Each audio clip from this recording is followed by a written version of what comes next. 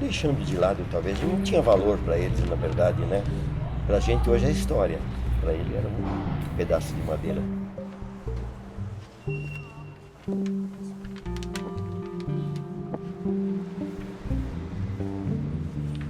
Nada cobrava, nada pedia, nem benzer ele benzia. Ouvia a todas as pessoas simplesmente, estimando a todos pelos peregrinos e pelas pessoas graduadas.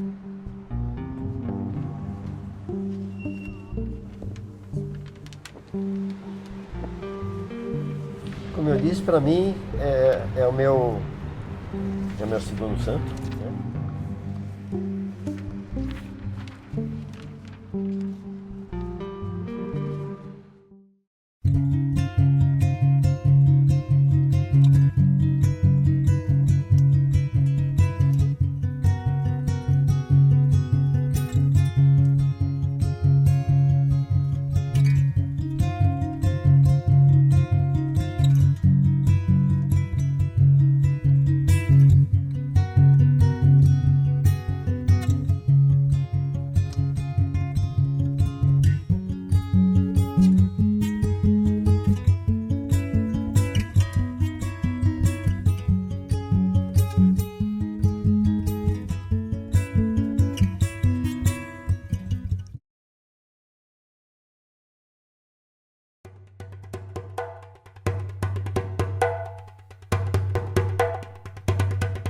Eu ouço a história deles, as histórias dele desde criança, né? Meu pai contava, né? O meu avô, que era neto dele, contava, né? E falava dos milagres, né? Embora o meu avô Pascoal ele fosse evangélico, né? Ele não tinha essa ligação de fé, né? Mas ele tinha um respeito, obviamente, por ele. E desde aquela época eles contavam essas histórias dele como um curandeiro famoso, era conhecido, que vinha gente de muito longe. Há relatos de que vinham pessoas, inclusive do exterior, vieram pessoas para se tratar com ele, né? É porque, veja bem, eu acho que naquela época também a área de medicina devia ser muito básica. Quem tinha direito à medicina, São Caetano devia ter 2 ou 3 médicos, Zambon, coisas, né, esses médicos. E que, como o próprio disse, era caro, né, 3 mil réis por uma consulta naquela época, devia ser muito cara. Então você recorria muito a isso, né, a um benzedor. Eu lembro da minha avó que a gente só tomava chá de tudo. Tinha dor de barriga, tinha um chá, tinha lombriga, tinha um chá, tinha dor de cabeça, tinha um chá. E era tudo nessa base. Qual era a assistência que essas pessoas tinham? Assistência médica, psicológica? Nenhuma, zero, né? Numa época no Brasil da Primeira República que, assim, era de uma...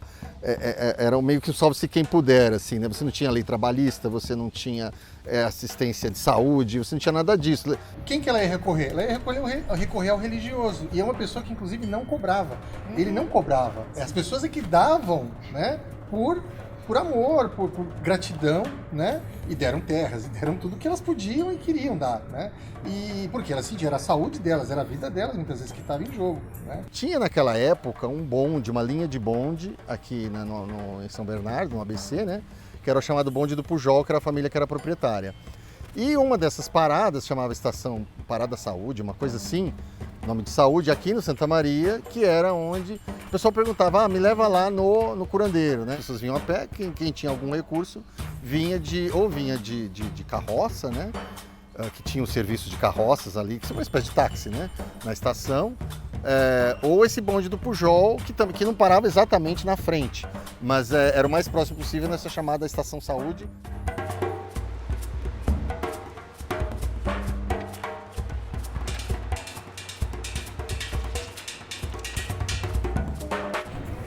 Ele trazia para cá centenas de pessoas todos os dias. Então, peraí, ó, esse pessoal vem para cá, precisa comer, precisa beber. De repente, vamos botar uma carrocinha aqui para levar o pessoal lá para cima. Fizeram uma jardineira puxada a cavalo, depois mais um bondinho subiu lá para cima. Então, o comércio, o pessoal que começou a fazer transporte, o pessoal que foi montando locais de alimentação na beira da estrada, esse pessoal que ia subindo uma caminhada a pé até lá. Um dos maceios acabou montando então um bar lá em frente à casa da entrada do curandeiro, porque o pessoal precisava comer e o curandeiro não conseguia alimentar todo mundo, se bem que consta que ele realmente dava comida para todo mundo que podia. O pessoal dormia por ali onde podia, sei lá, num carramanchão, em algum lugar, o pessoal passava a noite, porque vinha gente de longe, né?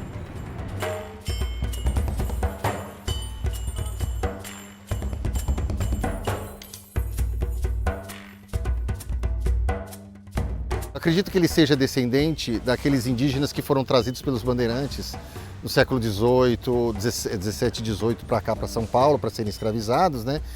Ele tinha uma mescla de saberes dos povos originários indígenas, né?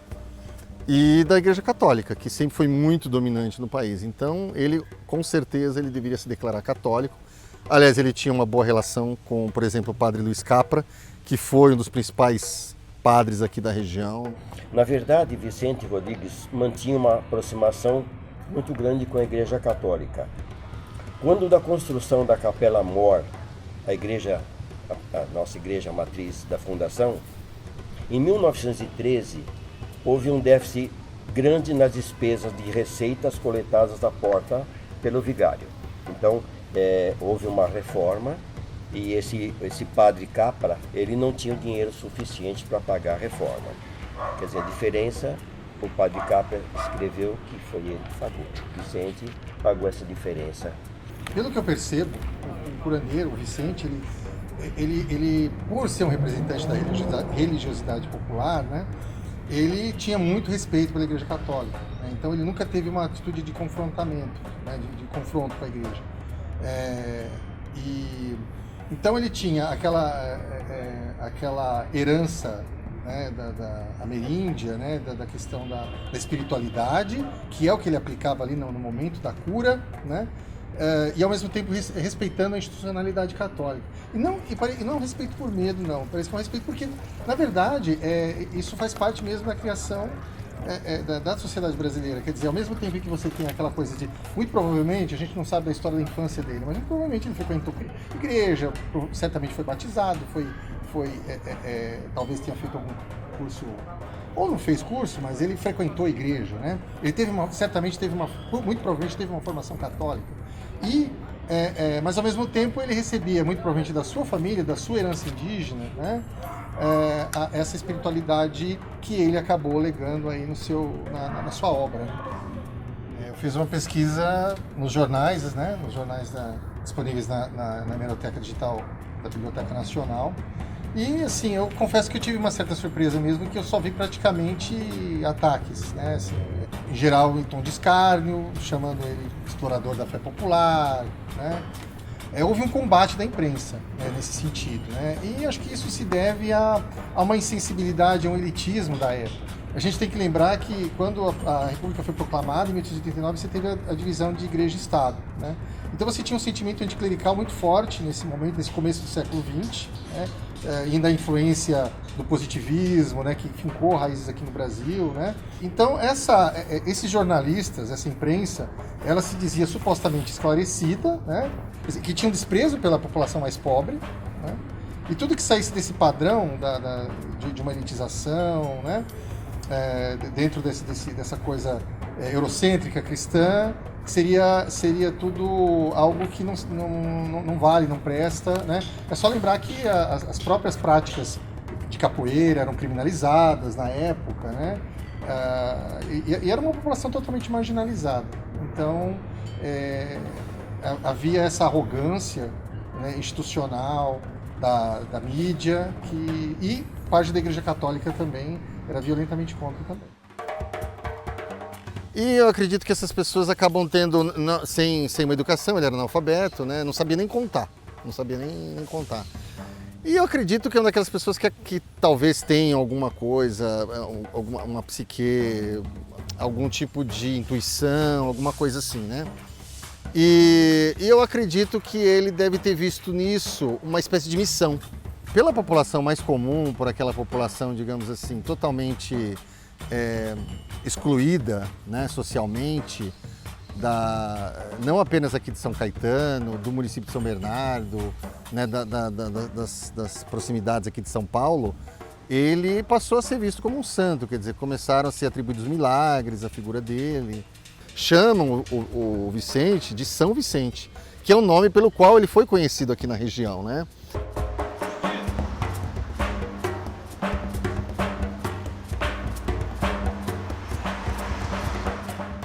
Eu cresci escutando a minha avó contar, né, do pai dela, que era Vicente Curandeiro, as histórias que ela contava, assim, do que ele fazia, do que ele curava, de muita gente que vinha lá, né? Eu cresci assim, então eu cresci com fé nele, né? Então os anos foram passando tudo, mas a minha fé, eu sempre tive fé nele, sempre. Em 1984, ela tinha 4 anos. Aí teve a meningite, aquela epidemia horrível de meningite. Ela ficou internada, ficou isolada. Voltei para casa, né? Chorei muito, né? Aí a minha mãe, ela tinha foto do Vicente, né? Ela tinha um quadrinho. Eu coloquei a foto assim na cômoda da minha mãe, ajoelhei e comecei a pedir para ele. Eu pedi com tanta fé que dava a impressão que ele estava me olhando, sabe? Pedi com toda a minha fé, falei para ele, Deus vai me devolver ela como ela era. Aí quando foi no outro dia, na hora da visita, que a gente ficava embaixo e via ela no 7º andar só. Era assim, né? Quando podia ver. O médico falou para mim assim, olha, pai, aconteceu um verdadeiro milagre. A tua filha saiu de perigo, ela está até falando. Isso foi um verdadeiro milagre. Ele falou para mim. Foi o meu bisavô lá, né, que eu tinha tanta fé nele, que me ajudou e que pediu para Deus lá na hora. E ela está aqui. Aí eu fiz uma promessa também. Eu falei, se um dia eu tiver um filho homem, ele vai ter o nome de Vicente. E ela tinha 7 anos, eu fiquei grávida e tive um filho homem, e ele chama Marcos Vicente.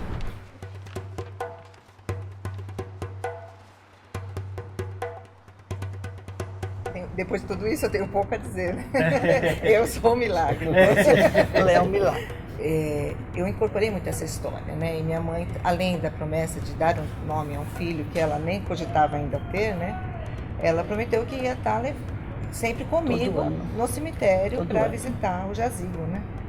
E eu faço isso desde a minha infância. Eu acho que um logradouro com o nome dele traria uma homenagem a ele, onde quer que ele esteja. O local onde ele atuava é onde hoje é uma unidade de saúde, um equipamento de saúde aqui do município. Atrás tem uma praça, né, uma pracinha onde ficava o Colégio Arthur Rudianos. Não precisa ser aquela praça, pode ser outro lugar, mas que houvesse uma indicação aqui, atendia o curandeiro Vicente Rodrigues Vieira, alguma coisa nesse sentido.